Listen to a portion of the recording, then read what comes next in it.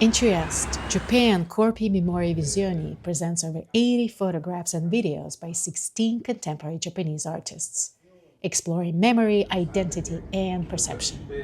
The exhibition runs through June 7, 2026 at the Magazzino delle Idee.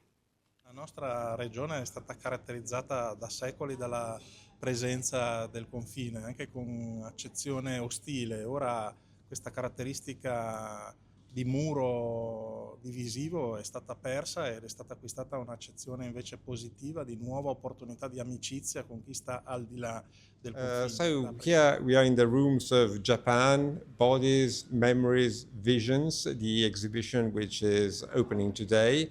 On display there are 16 different photographers and video makers from contemporary photographers and video makers from Japan. It's a broad survey, but through the works of these artists, we try to convey the idea of what is happening, not only from the point of view of technical, let's say, approach towards these means of expression, but also how they represent the Japanese society, which fascinates us even today so much, is changing nowadays.